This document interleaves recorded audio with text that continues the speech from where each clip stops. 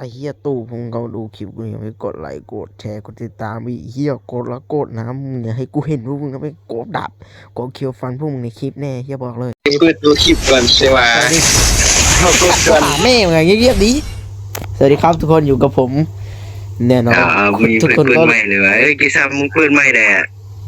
พ่อเหี้ยป้าเลยก็เข้าไปในคลิปเดี๋ยวกูให้ดูตัวละครอะไรไอ้สมควงมือกระดูกไอ้ควายแล้วก็มันมีอัน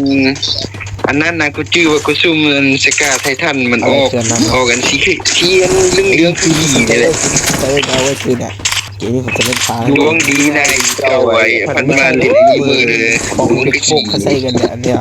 ไม่ดีตอนนั้นแม่งบอกพอดีเลยซ้อมมังกรยังสูงออกช่วง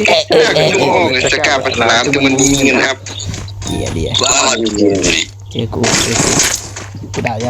าไม่รู้เลยบอกแค่ตอนนี้กูรู้สึกว่าต้องโซลีนดีๆขันกิลินนี่ทุกคนทางกินที่นาวใหม่ผมแม่งโดนแบนควายตัวนึงไอ้นี่นั่นเป็นไอ้นี่คนนะขันกันกูเฟซเลยมันมาหาไงนะแม่งไม่รู้ว่าเป็นสเปนอะไรไม่รู้มันมาได้ออกเข้ามาทำเหี้ยอะไรของมันไอ้ดีคนมันหายแต่อันนั้นไอ้ดีสมองนั้นรู้ไหมเนี่ยจีเอ็มกาลิน่าแม่งใหม่นี่มันโคตรจะส้นตีนเลยนะผมบอกแค่นี้เนี่ยเชี่ย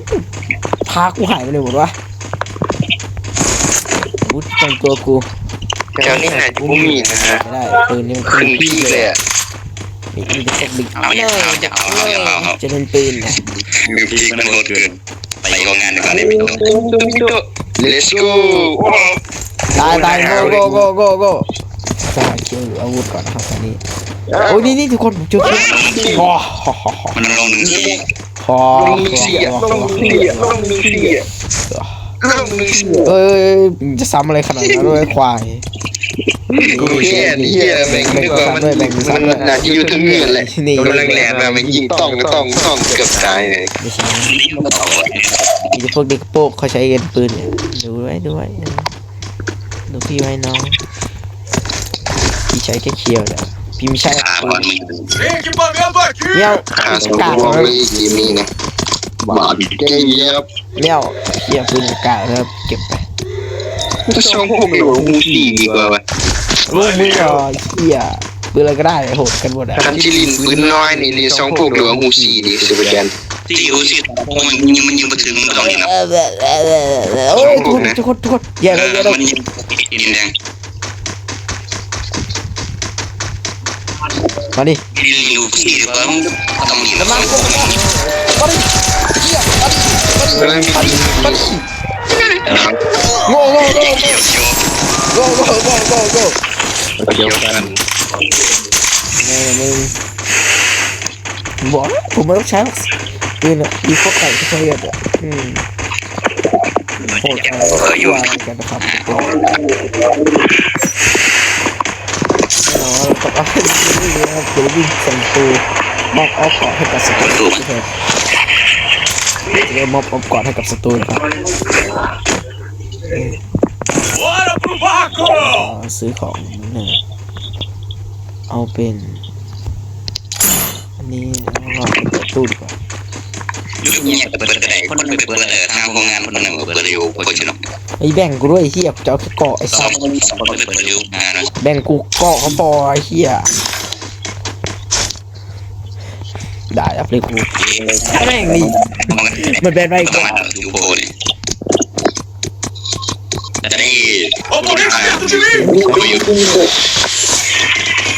โซน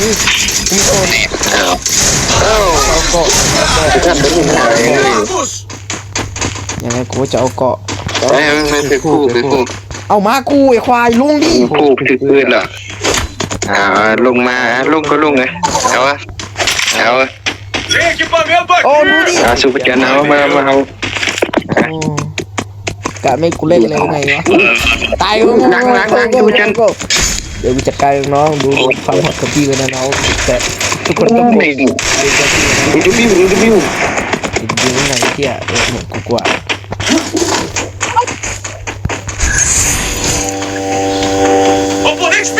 มึงกูกว่าอยู่ไหนวะ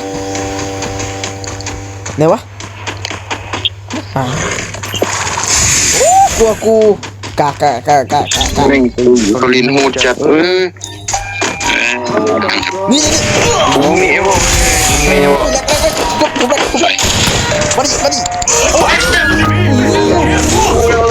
อุ้ยหลังเขา สู้ไม่ได้ทุกคนเขี่ยอะไรละ Preciso de equipamento. อะไร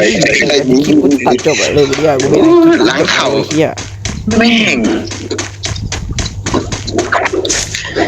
ทั้งเดือนก็มีว่ะ โอ้ทุกคนคิดดีไหมเนี่ยมันคงไม่มันแน่เมื่อกี้บอกเลย ทางเกมอะไรกัน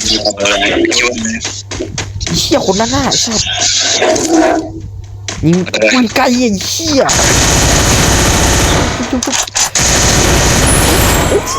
อย่าตายแล้วนะคลิปพี่จบแล้วสวยเขาวิ่งสุดจริงง่ายมาก โง่ เรียน โอ้ทุกคน อย่างมากเลยนี่ ผมสุดท้าย Acelera a corrida. เดี๋ยวผมขอแอบก่อนไม่ใช่นะปืน หน่อยนึงก็ได้ ไม่ใช่อันนี้ผมขอแอบก่อนแล้วกัน โอ้ยดี ได้หลักเลยกูบอกเลยจะสำรวจเนี่ยไม่เป็นไร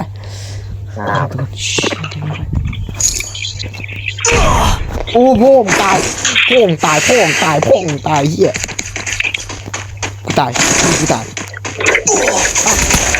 โอ้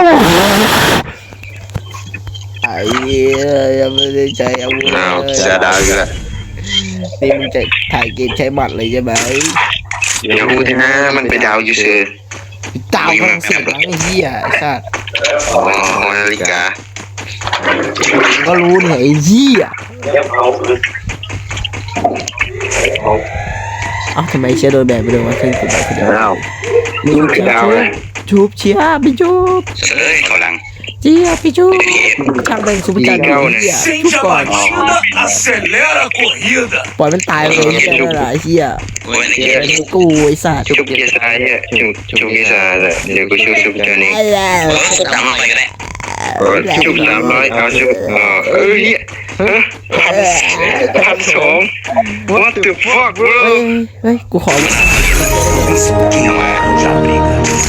อ๋อตัวเก็บเหรียญมาไอ้เชี่ยมีตัวเนี่ย หัวเชียร์ มึงยิงเพื่อนกูหรอมึงอยู่ไหนเอาไว้ เดี๋ยวป่วยกูทำมาเลยโอ้ดีไหมทั้งๆโคตรไหล Ih, preciso de reforço. โคตรไหลเลย Essa foi fácil, cara. โอ้มันหลาย Sente a batida, acelera a ไม่มี corrida. อาวุธ ไม่ต่อยเหี้ย โอ้โหไม่มีแต่ปืนนี่เฮียไม่มีอาวุธขาก็ได้ตอนเนี้ยมาแทงก็ได้เฮียฆาตกรกูอ่ะรู้ฉายาฆาตกร Oponente โอ้ menos Ih, preciso de reforço. มาเทียบกูตายกูแตก เฮียสวยจริง นี่สู้จัดนี่ ตายเลยโอ้แม่งไม่มีมีดเลย ตัว Bônus de equipe. อาวุธมีไหมเนี่ยไอ้เหี้ย แม่เหี้ยมันมีโปรเปะเขาดิบความนี่โปรเปะมันยิงเขาไปตาย เกมไม่เล่นได้ เหี้ยแม่งเสียงเหมือนมีเหี้ยเลยด้านบนมีแต่ยังเบาดังมากแม่มันแข็งเหี้ย นี่ที่ซ่าอ๋อสู้เลย2คนเนาะ เฮ้ยกูไซยู่ไอ้ควาย ตายได้มึงดินเนี่ย ตายพ่อมึงอ่ะโอ้โหแย่เลย ทีมมีตัวเยอะก็จริงเนาะแต่ทีมที่ว่าน้องทำได้ ทำได้พ่อมึงอ่ะ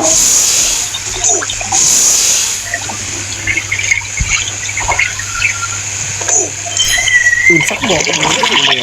ดูกันเลือดไอ้น้องเลือดไอ้ ตายง่ายสมองน้อยเหี้ยกวย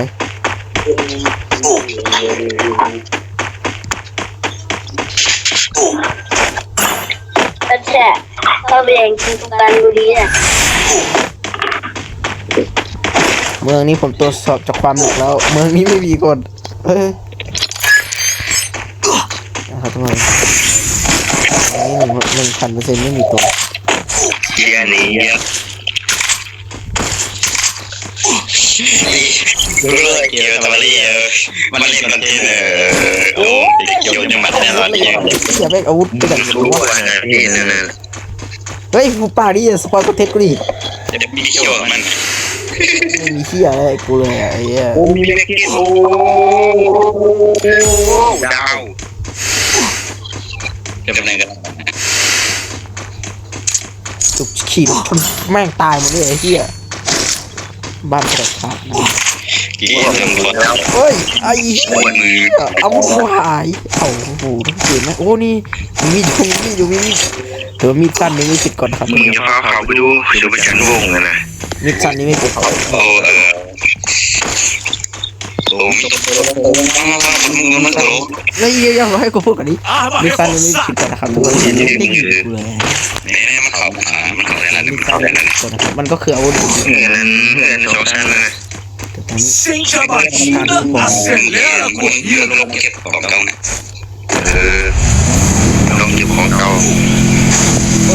นั่นนี่ละดาว นี่อาจจะ ดาวมอคือไงจุกยังดาวมอคือไง จับหัวฟู ดาวมึงลงเชื่อเครื่องฟูไว้ ลงจับ แบบ ต่างก็สาเก่ากูมีก็สา โง่โก้ อุ้ยใจเย็นทั้งคู่ ไอ้เหี้ยแม่งเหี้ย โอ้ยเอวีดีมันยิงคนเองเลย Valeu. ปั๊มแล้วก็ยันใจนะยานี่นะมัน Sente a batida, acelera a corrida. โอ้ทั้งคู่ ไม่โชคแล้ว มีสองตัวนะสุวรรณจันทร์โมเมนต์ได้ถึงคู่ตัวเดียวนะ เชี่ยวเช็คตัดโอ้ย เอ้ยเหี้ยกูยังไม่ได้ใช้อาวุธฟันใครเลยอ่ะ โอ้กิซ่ามันตายหมอกมึงคือบุรินน้ำหมอก หมอกพ่อมึงไอ้เด็กเหี้ย เขาไปทางไหน บวยเท่ๆวันลินนั้นหนองหมอกลินนั้นตอนท้ายวงนี้ต้องเอาสกิลแบบนั้นไปวะ โอ้ยเอาสกิลไปแหละ ตูม